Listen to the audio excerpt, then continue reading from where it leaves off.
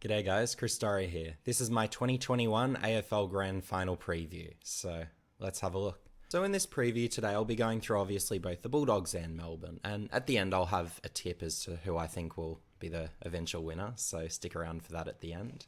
But yeah, starting with the Bulldogs. So here we've got their best 22, so the 22 they've obviously chosen to go into the Grand Final, and obviously the additions of Alex Keith and Cody Waitman will be huge ins, obviously. Both with what Keith is doing as a key defender, that'll be very much necessary to stop Melbourne's key forwards. And then obviously Cody Waitman. He's been in sensational form. And what he's been doing is that sort of, I guess, small marking forward who's really hitting the scoreboard. He's going to be a threat, so having him in, that's going to be sensational. So going through the players. So this is my take, of course. Others may disagree, and that's okay. But with the Bulldogs, I see 5 A graders, or at least on the form I'm seeing they're A graders. So we've got Bont. He's the best player on the Dogs list. I would imagine most would agree with that. And you could argue he's the best in the comp at the moment. So he was a pick 4 in 2013. So early pick, and interestingly, so it depends on how closely you follow the draft, but he was very much a late bloomer. So in his draft year, he wasn't even known as a contested ball winner, didn't really have that side of his game established, and there were genuine questions as to would he even be able to develop into a tall midfielder. But as one of those late growers showing that sort of exponential rate of improvement, and obviously having that additional height, that power, the attributes, well, this has been part of, as well as his hard work, of course, what's enabled him to become that pretty much best in the competition level player. So credit to him for putting in the work and maximising his potential. And interestingly as well here, Jack Macrae. So here's another similar story where again, he's that sort of taller mid, but again, developed a lot later. And it was only really in the second half of his draft year that he became good and actually really looked like he'd be a really good player at AFL level. And again, didn't necessarily have that level of accumulation that he has today and wasn't that level of ball winner. It's still very skinny at that time. But again, credit to him, put in the work. And as that late developer, don't sleep on him, because if they're putting in the work and showing that exponential rate of growth, they can become absolute monsters, as Macrae has to his credit. So at number 3, and I'd even be tempted to put him at 2 based on this year's form. But look, Tom Liberatore, he's been amazing this year. So in terms of what he does at stoppages, both winning the ball, tackling, that pressure, absolutely sensational. So he's one of my A graders. For me, he's stiff not even to be an All-Australian. Not that he made the 40, but for me, I would have personally had him in there. So again, personal call. Others will disagree. That's all right.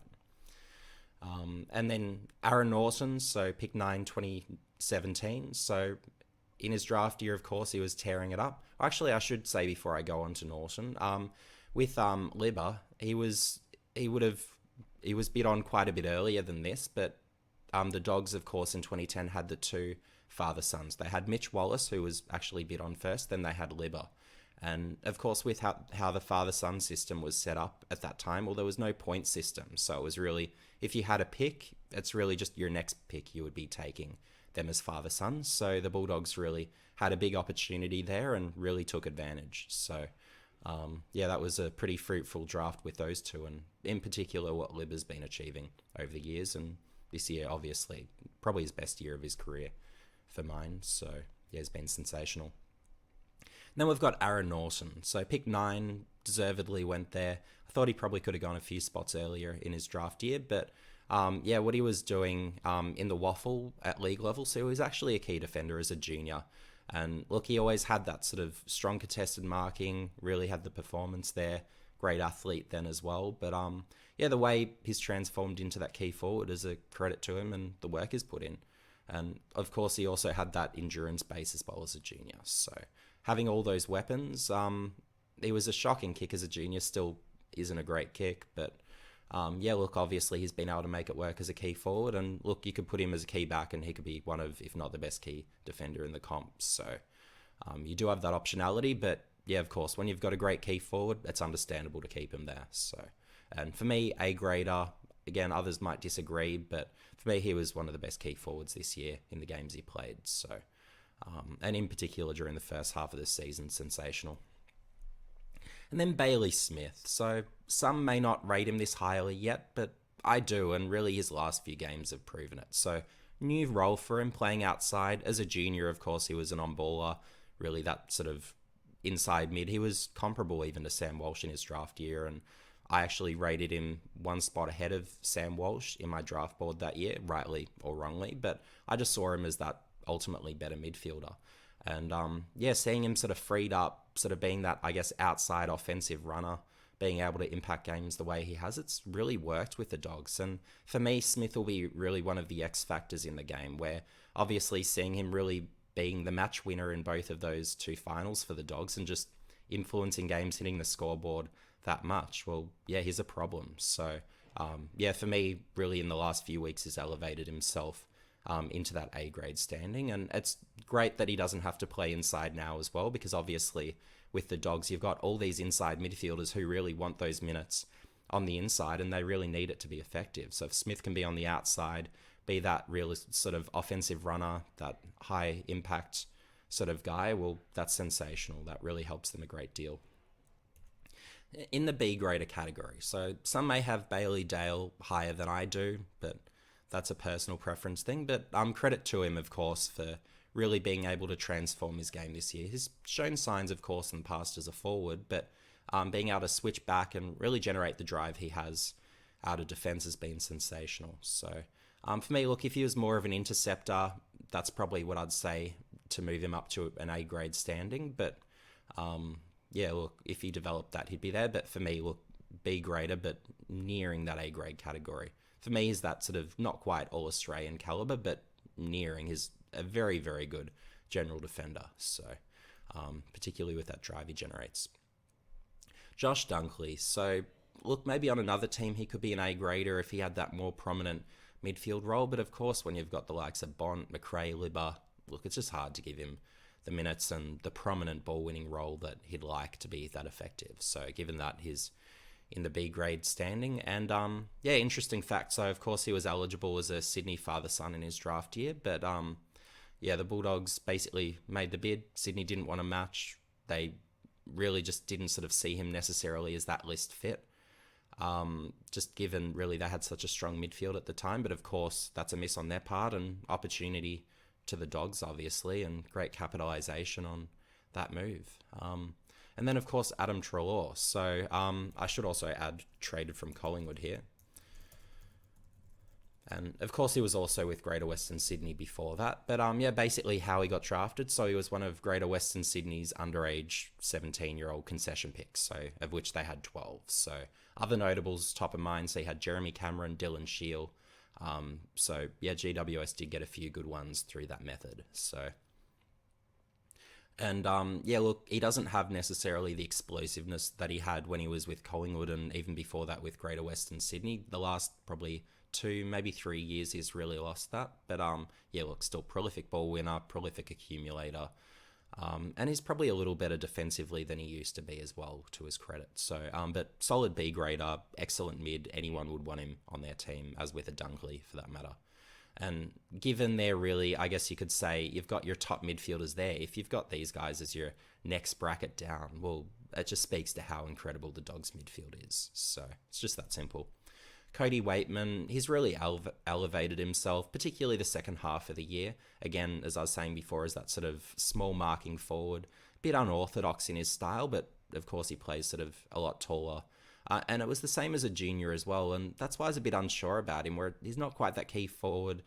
Like, he's too small, obviously, to be a key forward, but then he doesn't necessarily have, or at least I didn't believe at the time, the level of sort of ground-level craft or crumbing ability, the pressure. But, he's good enough in those categories. And, look, you can still be that small marking forward and be good. We've had those in past generations, and still, even currently, you've got a few. So, so I really need to give him credit. He is a genuine B grader and deserves to be, for mine at least, in this category. He's really earned that, and I think he continues to elevate his play from here. So he's one I definitely, in his draft year, underestimated. I thought he should have probably gone a bit lower, given he's just that sort of small marking forward, doesn't have the midfield craft, but look, he's so good as a small forward, he doesn't need it. So, the Dogs have done well with Waitman, that's for sure. Then, of course, you've got Lockie Hunter. So, father, son, and again, the Dogs taking advantage where during that time, it's just you use the next pick and you match them. So, yeah, of course, Hunter has been sensational for a number of years. Dropped off this year quite a bit, but look, he's still a piece. So, and great value where he was picked, obviously.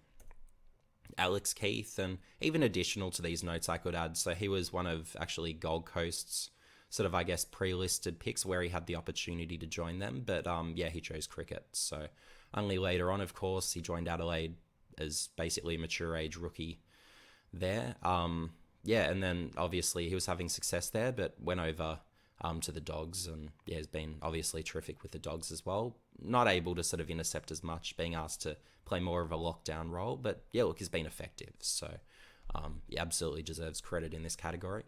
Caleb Daniel, well, obviously what he does is that sort of real premium ball user, I suppose, has just been sensational. So he polarized some in his draft year. Some just had him on the no is just completely too small category. But yeah, look, what he was doing in the under 18 ranks, for any who watched the under 18 champs that year, not only was he productive, but just his ball use was incredible. His kicking efficiency, I think, was above 80%, disposal efficiency above 90%. And he was getting in sort of, I guess, what are shortened games, his 20 disposals or whatever it was per game. So, yeah, given just how dominant he was even then, look, I guess it's one of those stories where you can't necessarily avoid them. If they're small but they're that good, well, you take them. So, yeah, I think a few recruiters there would have learned a lesson from that, I suspect. But great value, obviously, for where he was picked. And you've got Bailey Williams, so another sort of mid-draft guy. And look, the last few years he's really become very good. So, yeah, excellent piece in defence. He's become a B grader. The last, I'd say, probably couple of years, he's sort of gotten there, a bit like a Daniel. Daniel probably even a year before that. But yeah, look, Tim English, I probably hoped for a little more from him this year. And look, as a ruckman, I still don't like him as a ruckman. I've been saying this for years.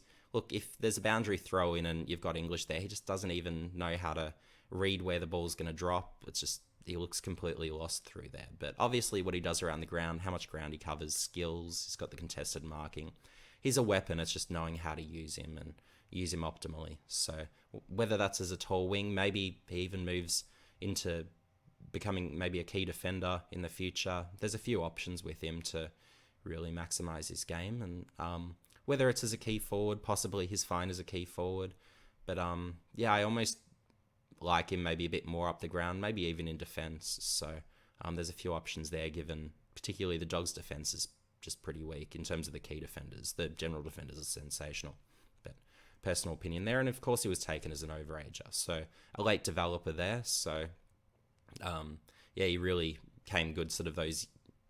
In, I guess, the year he got drafted, he became sensational. And then from there, it was really just kept improving. So, yeah. C graders, Taylor DeRay, I've actually liked his year this year. Rebound's been very good from defence. But yeah, he's sort of one of those capable role players, I guess you could say. He's been decent enough sort of one-on-one. Hasn't been as exposed necessarily as he has been in other years, I've found. But of course, with how dominant the Dogs are up the field, well, it really makes life pretty easy for the defenders, it's fair to say. Jason Johannesson, I liked him more when he was that sort of running, rebounding defender. But look, again, he's still a piece, still generates drive. I still like him. So it was surprising. I think it was in round 1 he wasn't selected. But from there, look, he's gotten back straight back into the team, held his spot, and rightly. Again, decent piece. He's someone you can play and he can contribute. Easton Wood, look, he's getting on in age, but yeah, look, obviously if you're in a grand final, he's one of those guys you just want there, just for that sort of leadership, stability. He knows what he's doing in defence. He can direct the troops. So yeah, you really want him in that team. So still a good contributor, but obviously drawing towards the end of his career. From there, Mitch Hannon, so obviously traded from Melbourne. He was a mature age recruit there. He's in that role player category. Really surprised me actually with his final where I think he kicked 3 goals. I didn't really see that coming from him. So I think that was even a career best, if memory served me correctly. So yeah, look, reasonable role player, able enough sort of up forward. So yeah, good on him for, I guess, earning his spot and holding it for the Dogs, and really, I guess, being able to fulfill that role adequately, I guess you could say.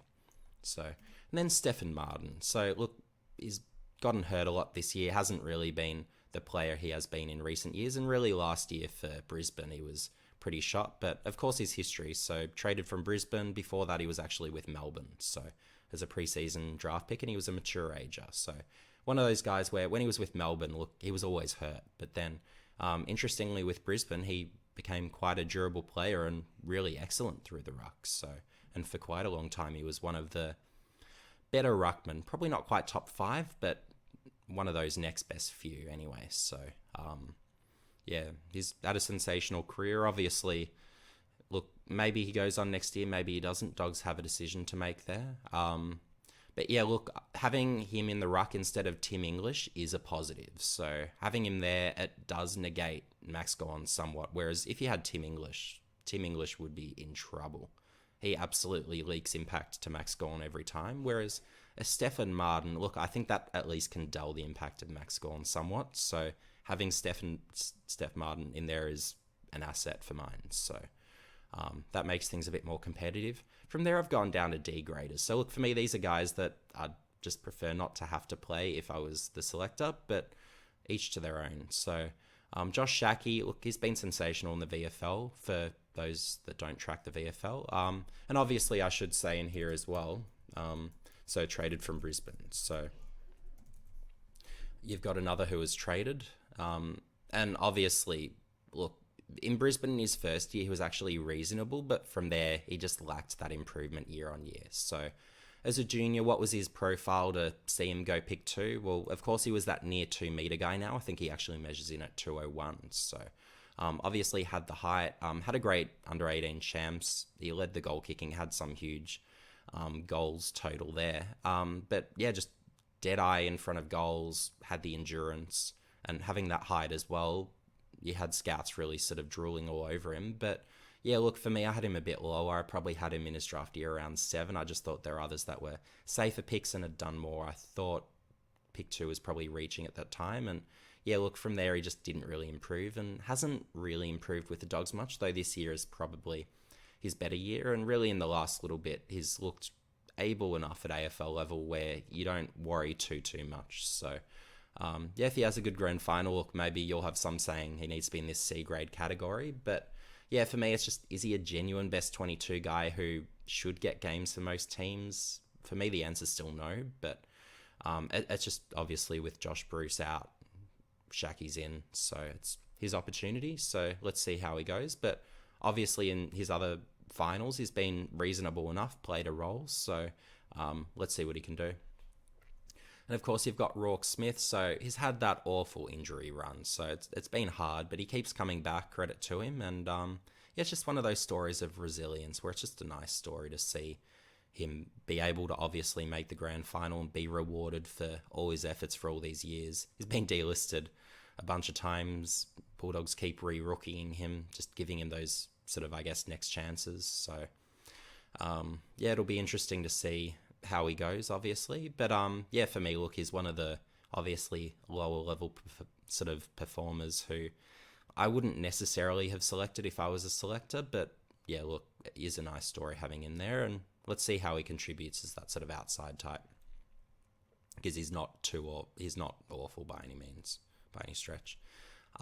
Zane Cordy, look, is another where I just prefer not to have to play him. But again, it'd be the same story with Ryan Gardner, where it's just the Dogs don't have great key defenders. They've got Keith, he's sensational, but they don't have that second guy. So that's their relative weakness, I guess you could say, other than, I guess, maybe Ruck, where, of course, Steph Martin, look, is not durable anymore, is not who he once was. So, yeah, there's sort of the relative weaknesses there. But,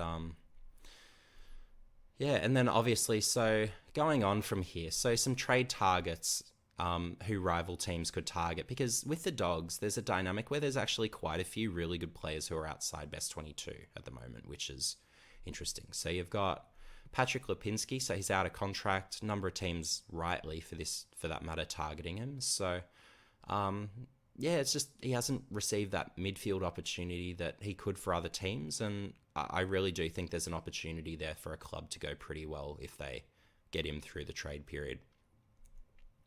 You've got Hayden Crozier, so for me, he's a good general defender, and like if he was playing and at his best, he's sort of been in that sort of lower end of the B grade category. So I think he's a pretty reasonable piece. So for the Dogs not to be playing him, look, I'd be considering making a trade move for him if he's reasonably priced. So I'd be more than happy to sort of, I guess, take some of that salary off the Dogs. And Mitch Wallace is a free agent. Well, what he was doing last year was sensational as that pressure forward. So he's another capable role player. So he's a good free agent get for mine.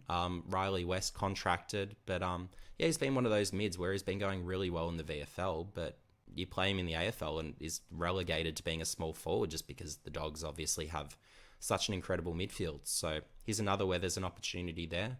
And he is that sort of disgruntled type, so maybe at the right price the Dogs let him go. We'll have to see what happens there. And then a Toby McLean. So yeah, look, he's been hurt, sort of he's missed time, but is one where at least in the past he's been good. So if you can get him for next to nothing again, he could be another sort of piece where if you want that sort of midfield forward boost, he's another where I'd definitely say, look, consider him. But yeah, in terms of trade objectives, well, it's a pretty clear one. So what the Dogs need to do is acquire picks to enable matching bids on Sam Darcy. So for those who don't follow the draft, Sam Darcy, of course, is one of the very best players in this draft. So he's a father-son, son of Luke. For me, his third on my draft board, and most, I would imagine, would have him top 3 to 5 would be where most would have him, roughly. So, yeah, is a ruck height, so he's a 206 centimeter roughly type, but is great as a key position player. So he's got all the capabilities, still very skinny. He's a project, give him time. But just the exponential rate of improvement, he's been growing rapidly, both in terms of, I guess, how his game has been progressing, but getting taller. So, look, being that tall, being that late developer, there's a bit of a history at the Dogs, of course, as per a lot of the names we've been mentioning, that as those late developers, whether it's a Tim English, Bont, McRae, the Dogs have been developing those guys. So I'd be putting my money on Darcy being a really good piece for the Dogs. So, look, maybe they start him as a key back. For me, he's a key forward. I think he'll be an elite key forward, as with a Jamara for that matter. So, yeah, I'm a huge fan, needless to say. Just with that length, that reach, he's got the strong natural contested marking, even as a light body. So that's ominous, great at ground level. Look, he does need to sort of improve his endurance, become that sort of more multi-lead guy. So there's scope to improve, needs to get a lot sort of bigger, stronger physically without losing, of course, any of the athleticism and mobility. So there's some of the things to sort of be aware of there. So, and look, as per a Jamara in year one, you don't have to see him next year necessarily, though if we do, maybe it's a small taste. He doesn't have to be best 22 right away. It's about who he'll be 4 years from now, is how the Dogs need to sort of, I guess, think about that equation, because key forwards and key defenders for that matter, it's usually year 4 that they come good, and you really get a good level of play from them if they're going to be good, most of the time anyway. But yeah, otherwise, of course, they need to clear contracts and make salary space. So it's basically, you want to retain the list. You've got some absolute stars here, and they all seem to sort of want to stay. You've even got, of course, Dunkley wanting to stay now that he's great mates with Traw. So yeah, the Dogs are in a great spot, and it's just really about filling those minor holes. So going through what some of those minor holes are. So of course, national draft, you want Sam Darcy. You'd pick up at least probably 2 more, I'd say. There's opportunities late draft where I think there'll be value if you sort of scout the talent pretty well, because I'm certainly finding on my draft board, there's a lot of things where my views are quite a bit different to a lot of the others who are following the junior ranks. So in terms of trade targets, a Max Lynch at Collingwood would be an example trade. Any other ruckman would be sort of sufficient as well, but that's an example trade there. So underutilized, he won't get a look behind Brodie Grundy. So it's a bit like a Jared Witt situation where Max Lynch is a pure ruckman, is not a key forward. So, and I think he might be looking for opportunity. He was a very solid fill-in for those 2 games. He filled in for Grundy, held his own. Collingwood didn't really lose anything much through those games. So given you're comparing that to Grundy, who's at least top 3 ruckman in the comp, well, hey, that's pretty good. So a Lynch would be a more solid, more durable option than a Stefan Martin. So I think that'd be a solid upgrade. And otherwise from the state leagues. So you've got Sam Skinner. He's been an absolute ripper in the Sandfuls. So the other week, what did he do? He had, I think it was 10 contested marks, 11 intercept marks, just insane stuff. So if you want a good key defender, Sam Skinner is a lock and load. He has obviously had those ACLs when he was playing with Brisbane, so that is the cautionary note. But look, if you're getting him as a delisted free agent, hey, go get him. He's sensational. He's better than the Dogs' other options. And look, you've got Keith, and he could be on that Keith sort of level. So Skinner's an asset. And I'd also go get Blake Slenslog as well. So former Geelong Cat B rookie, again delisted last year, but what he's been doing in the waffle, I really like him as a key defender. So perfect fits for the Dogs. Go get these two guys. If I'm making recommendations to the Dogs recruiters, these are the guys you want if you want to win a premiership and keep being good for the next few years. So it's really just filling that ruck hole, getting your key defenders. If you've got that, watch out. The Dogs have the best list in the comp by far. So, and that's coming from a Collingwood supporter with no particular emotional attachment to the Dogs. So there you go. But reasons for the Dogs' success. So how have they made it here? Why are they a great team? So what they've got firstly, and this is the starting point, all-time greatest midfield I've seen, top to bottom. So you've got Bont, McRae, Libba, Dunkley, Treloar, Smith, Hunter. So that's incredible. And then you've got good mids outside the best 22 as well. So just having that much quality, depth, it's just every component there is just sensational. So their midfield is incredible. Best I've seen. And I've seen some great midfields. And then going on from there, so number 2, arguably the strongest and deepest mix of general defenders in the comp. So when you've got guys outside the best 22 who would be walk-up starts for other teams, whether it's a Crozier, they've got other guys as well who are on that level where you can just plug them in and they're going to make a difference. They're going to improve your defense. So, look, their general defenders are really good. So, again, credit to them.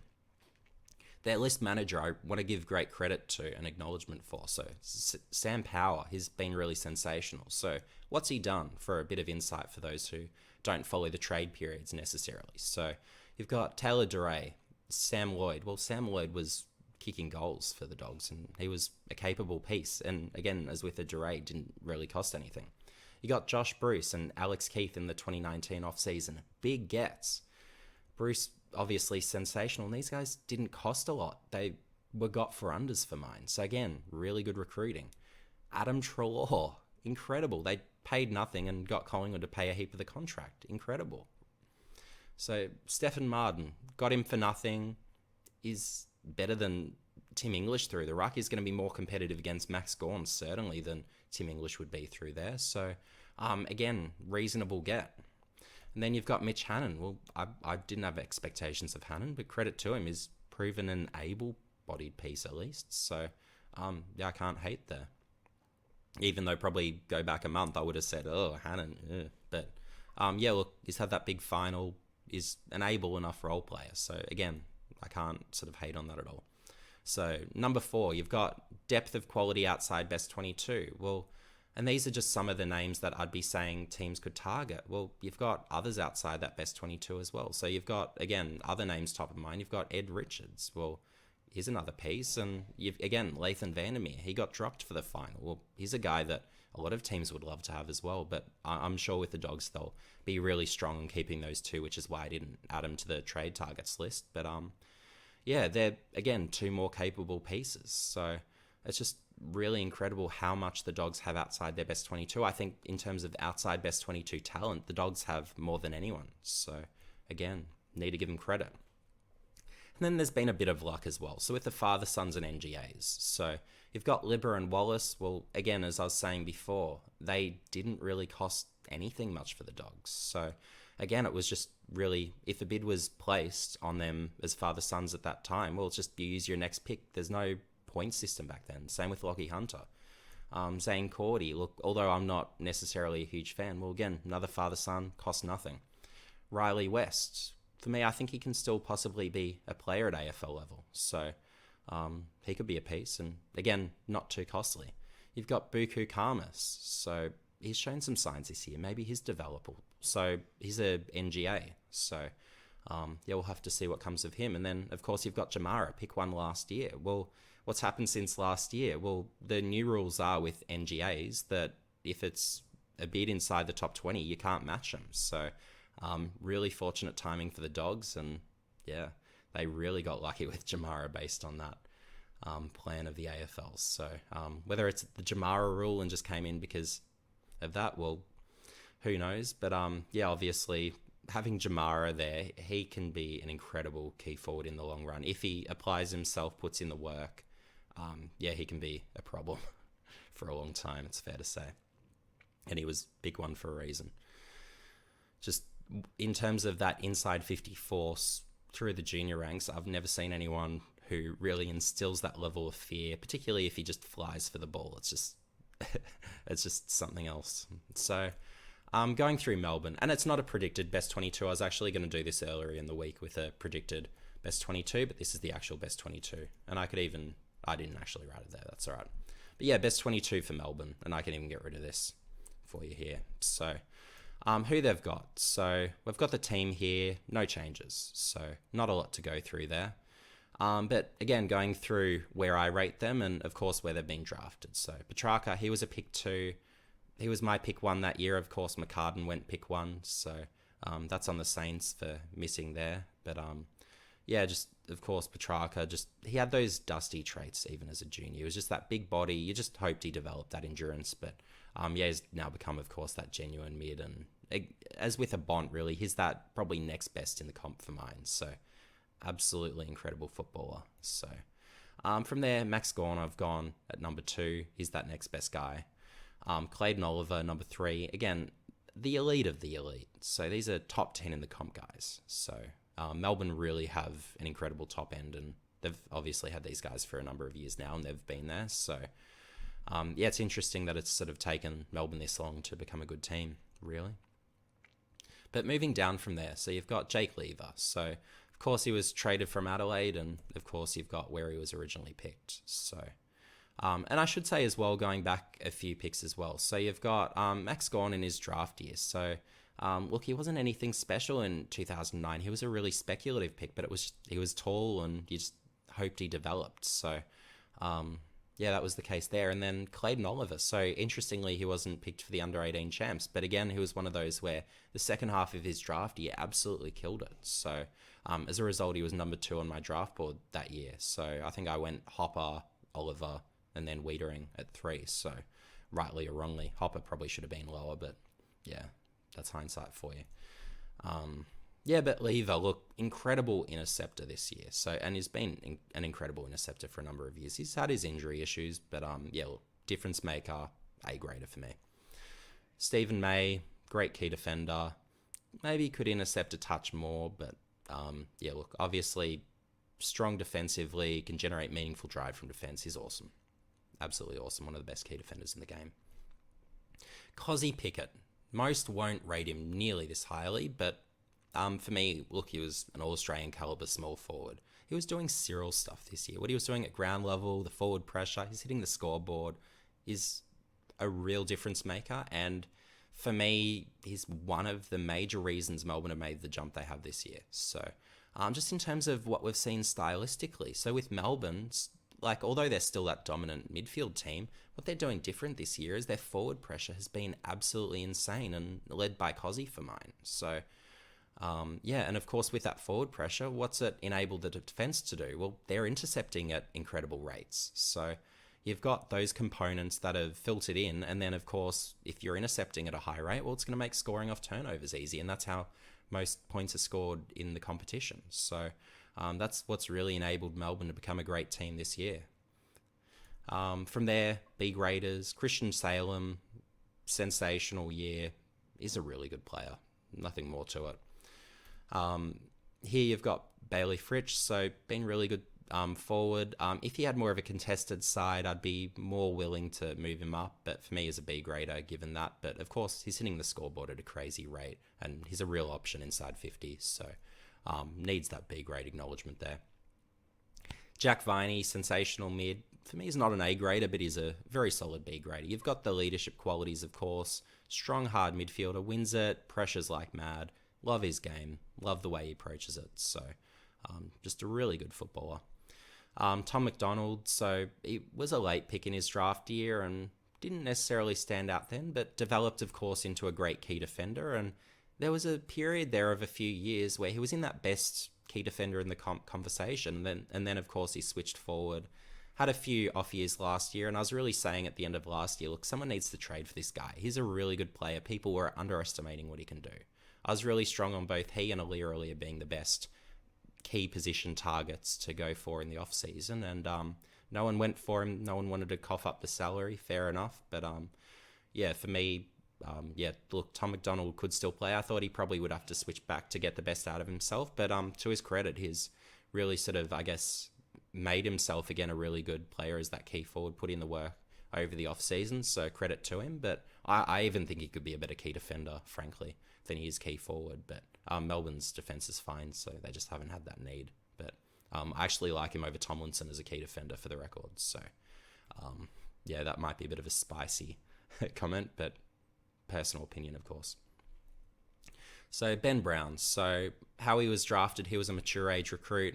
I was saying in 2010, someone drafted him. 2011, someone drafted him. In his draft year, the problem was, of course, he had that awful injury that sort of saw him go undrafted. But look, I thought he was a first round caliber, at least second round caliber sort of guy had he not gotten hurt. So I was big on him those years. And of course, 2013, that year, he came over to the VFL from Tasmania and made enough of an impression, of course, to get picked. So, and of course, you had all those years of success for North Melbourne, where he was basically a 3-goal a year, 60 goal plus for, I think it was 3 years, didn't miss a game. He was sensational. So I thought good pickup by Melbourne, and good trade target, because they really needed that, I guess, forward 50 option, and they got it with Brown. And of course, with Fritsch, their front half's a lot better this year, really is the key. So big contribution as to why they've made the jump there.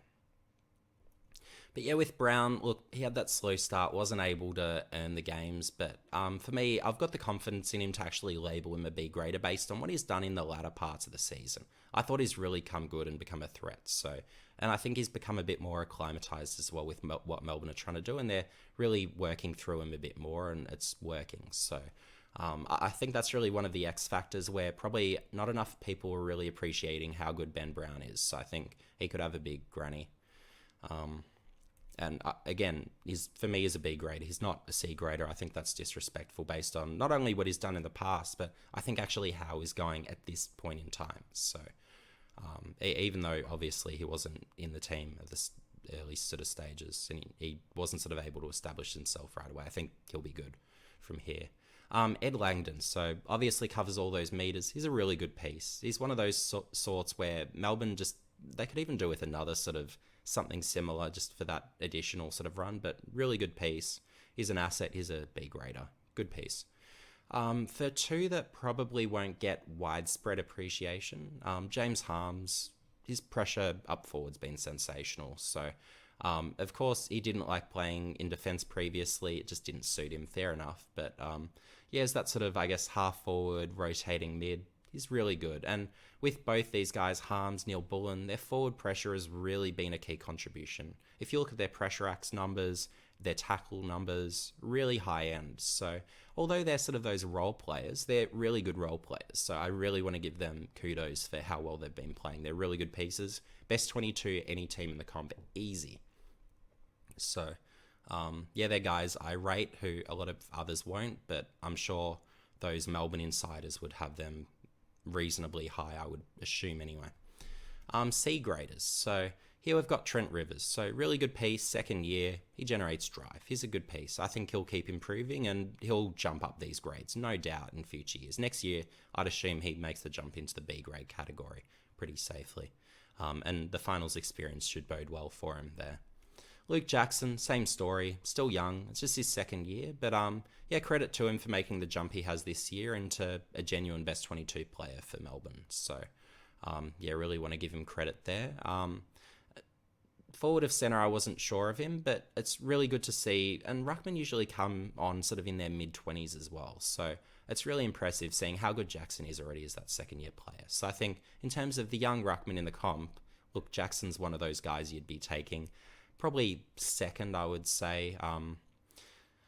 But yeah, he's probably that sort of next best guy after Darcy for Fremantle. So that would be my thinking there in terms of if I was starting a team who I'd be taking. But yeah, with the Jackson, I think being under the tutelage of Max Gawn, that's been a huge advantage. Whenever you've got a talented young kid coming into a team, having that veteran, particularly at their position as well, who they can learn off of, I think that's huge. And Max Gawn, of course, being captain of Melbourne, that's huge having that, I guess, tutor who, of course, is really probably that best in comp. Ruckman, maybe some might say Nick Nat, others may say Brady Grundy, but it's Max Gawn this year anyway for mine. So, yeah, so having that, of course, that's really going to fast track him meaningfully. And it means that although I thought he probably wasn't worth pick 3 in his draft, I thought Tom Green was clearly the best after Rowell and Anderson. I think Jackson will prove, even if he's not necessarily going to be the third best in the draft, I think no one will sort of look twice and think, oh, that's a shocking pick. No, I think he'll prove to be pretty valuable for that pick 3 and pretty consistent, if not better than a lot of pick 3s from other years. So, yeah, Melbourne's a great spot for Jackson, and I think that's really going to help him in the long run. Because you see a lot of young guys go to teams that are just terrible, they don't develop to expectation, but Jackson's in a great spot. Spargo, look, role player, is that pressure forward? He's fine. He is a piece, he contributes well. Angus Brayshaw, look, if he was on another team, he'd play a more prominent role. He could possibly even be a B grader. But yeah, it's just been really impressive sort of seeing him, I guess, adapt to being a role player and not necessarily needing to be that, I guess, midfielder with those minutes sort of through the middle. And yeah, it's just been really good seeing him adjust and still be able to contribute, even if it's a milder contribution than you'd expect, given he was someone who I think he even came third in a Brownlow in the past. So yeah, it's really just good to see him out there with the group. And then you've got a Michael Hibberd, so is pretty reasonable. And yeah, look, he's been good for a number of years. He's obviously aging, dwindled off a bit, but yeah, he's still a capable piece in defence. And of course, he was a previously mature ager when in the preseason draft, traded from Essendon. Great pick up there for Melbourne. He's just one of those really good pieces where you can just rely on him. You know what you're going to get. Harrison Petty, yeah, look, he's actually shown in more recent weeks he's developing, able enough one-on-one, can intercept a little bit. So, yeah, look, he might even progress into this C grade bracket. But for me, look, I'd still prefer not to have to play him if given the choice, but personal opinion there. Jake Bowie has been generating drive. He's a good piece. He's just a young developing player, so he'll get better. Would I have chosen him for a grand final? Possibly not, over more experienced players, but look, he'll inject some energy, so we'll see what he provides. Bit of a wild card there. Then you've got Tom Sparrow, so look, he's got some power. Yeah, look, for me, I'd prefer not to have to play him. He's probably, for me, just outside that best 22, but like, is still fine to play, so able enough piece. But yeah, so trade targets who rivals could go after, I think, pretty reasonably. So Angus Brayshaw, look, there's a team that could come along and pretty much just say, hey, we've got a midfield spot for you. Do you want to play a more prominent role and be a more featured player?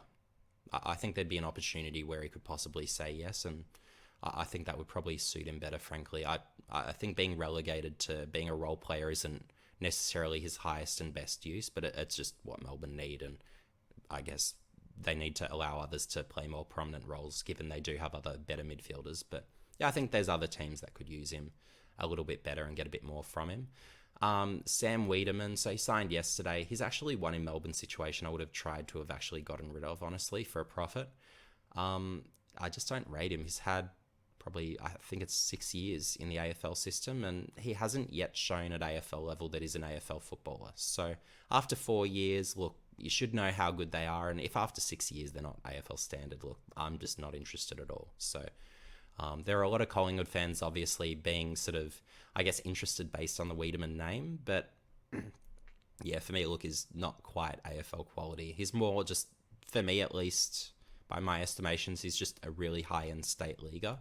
But yeah, he'd have to prove to me that he can be a key forward at AFL level. So I'm just not convinced personally. But yeah, look, Melbourne have re-signed him, so best of luck to him. Hope he can improve on where he's at, because he needs to if he wants a long-term career at AFL level. And then you've got Jake Melksham. So here's another where outside best 22, I think he could be a piece for another team who just wants that a little bit more experience, someone who can sort of rotate mid, half forward and be a reasonable contributor. I think for me, it's probably in that sort of C grade category, maybe slightly underused by Melbourne, but personal sort of preference there. That's my view, but others may disagree there, and that's fine. But yeah, I do think he's a possible opportunity for another club to sort of snag him for nothing, like a nothing late pick. I think he'd be a fine get, but you wouldn't pay up for him, obviously, given his age in particular and being an outside best 22 player. But recommended off-season focus. So what I love about Melbourne, they've got great chemistry as a group. So it's really just about retaining those inside best 22 guys, just because, again, as I've got here, team chemistry is best in competitions. So that bodes really well towards winning. So you don't really want to shake things up too much. You really want to maintain that continuity, keep the group together as much as possible, unless you've got someone who can really fulfill a specific role that will improve the best 22 markedly. But yeah, beyond that, it's really just basically keep adding to the young developing core in positions of need, because again, you've got that strong culture. If you get kids through the draft, they're going to develop really well in a system like this, on a team like this, that really have all those components in place, from good culture, good coaching, assistant coach is great, you've got the leadership in there, so you've got all that. So it's really just, if they're going to add anything, look, add additional outside sort of run, speed, additional midfield class could be considered, just to sort of balance out the midfield, given they've got quite a few sort of ball-winning focused guys. But yeah, I think Melbourne are in a pretty good place, so I wouldn't be too worried about shaking things up too dramatically. So yeah, the reasons for Melbourne's success. So for me, it really started with Paul Roos coaching. So 2014 to 2016, it set up the culture for Goodwin to take over. So yeah, basically they've been unable to finish better than 12th in the 7 years before he arrived. So Melbourne were just shocking then. Just, they were a serial tanker. They're an embarrassing team at that point, frankly. So, but yeah, to Paul Roos' credit, he turned everything around, really set Melbourne up for success. So big credit to him. So coaching staff under Goodwin. So I think this is a significant reason as to why Melbourne are so good. So, and this isn't an inclusive list as to all the key coaches that are contributing well. These are just the ones that I'm in particular aware will be having a huge impact towards winning. So you've got Mark Williams as head of development. So really everywhere he's been a key contributor to success. And I think he's actually a bit like with what he was doing even at Richmond. It's just, there's some magic around him where he just really enables teams to just really gel well as a unit, have great chemistry, have great buy-in. Just wherever he is, it just, that seems to follow, and you get really good player development on top of that too. So I think he's a huge reason behind Melbourne's success. You've got Adam Uze. So for me, he's a future AFL coach in waiting. So he's been the midfield coach, and the midfield's clicking. They're dominating through the midfield. So that's a pretty obvious one. And then you've got Alan Richardson. So he's another where, although he didn't necessarily have that success as an AFL coach, he's really been someone where everywhere he's been, he's brought some level of success and improvement. So again, credit there, but there's other coaches that deserve credit for Melbourne too. I'm just not necessarily as acutely aware of their contributions towards winning. So it's not just saying these guys are the only ones. So I want to make that very clear, but these guys are difference makers where you put them on another team and they immediately help, I feel. So, and then you've got the leadership group. So basically how it started, Nathan Jones helped establish the culture. So he was one of the, I guess, good eggs, you could say, that really helped for Melbourne quite a lot. So he deserves credit, and he really deserves acknowledgement, needs to be mentioned. You've got Jack Viney. So he's emerged as a support. So, and he's just such a hard guy, just really plays with absolutely everything, gives his all, goes as hard as anyone on the football field in a given week. So just love what he contributes and needs a lot of credit there too. And then, of course, you've got Max Gawn. So more recently, and he's become one of the competition's real sort of premier leaders. Everyone loves what he's doing. So, yeah, and Melbourne really respond well to him, obviously. And it's really interesting as well with Max Gawn, where he's taken over as captain, and what you find with a lot of guys when they're in the shoes of captains, and we've seen it before at Melbourne, we've had Jack Grimes, who actually went from a pretty reasonable player to out of the system a few years later, and then you had Jack Trengrove, again, put in the captain responsibilities, that co-captain as well, too early, had his injuries, but look, he's come out of the system too as well, even though he was that sort of youngest ever captain. So yeah, it's just incredible seeing a captain still be able to perform to the level he has been and still continue dominating and still be a great captain as well. So deserves a lot of credit there, because that's not something you often see. So point number 4, so sound game plan combined with execution of game plan. And that's really, for me, sort of the necessary components to win. So if you've got a great game plan, everyone abides by it, you're going to win a lot of games and be a really good team. So, and then on top of that, so you've got your star contested mids. That's a component you want on any team. You've got a star ruck. That helps, because there's not many star rucks in the comp. They've got the key position players, so they're all covered in all the spots they need to be covered, really. And then, of course, you've got the pressure forwards. You've got that team commitment to forward pressure. You've got those role players as well who do that. And then, of course, you've got the high-end interceptors behind the ball. So in terms of, I guess, perfect construction of an AFL team, Melbourne are the closest thing to it in the competition, I would say, at the moment. So really love sort of how they come together as a group and what they can contribute together as a group. And then number 5, so you've got the top-end star power. So you've got Petrarca, Gawn, Oliver. Awesome. Love it. So you've got 2 very deserving grand finalists, but you've got my tip, Melbourne by 8 points. So, and really for me, Dogs are amazing. As I've said, best midfield I've ever seen. But with Melbourne, I just love their chemistry as a group. So they just come together. They just know how to play together, abide by the game plan, execute the game plan. They just work together as a unit. And that's why they're in this game, of course, why they've progressed. And that's why I believe they win the grand finals. So thanks for watching, guys. And thanks, of course, for bearing with me through my sickness. So yeah, this week I've lost my voice and yeah, I've just sounded shocking. So I'm actually quite glad I could get through this video in the end, because I did promise. So if I make a promise, I'm going to fulfill it and follow through. So yeah, hope you guys enjoyed. Let me know your grand final tips below. And yeah, let me know as well if you disagree with any of my perspectives or agree with something I've had to say. I'm always interested to sort of I guess, engage in that debate component as well. I always find that interesting. And yeah, it'll be interesting to see how the game goes, but you've got 2 great teams and it could go either way. So I look forward to the game and I'll be watching every kick, as you guys will from home. So anyway, see you guys in the next video.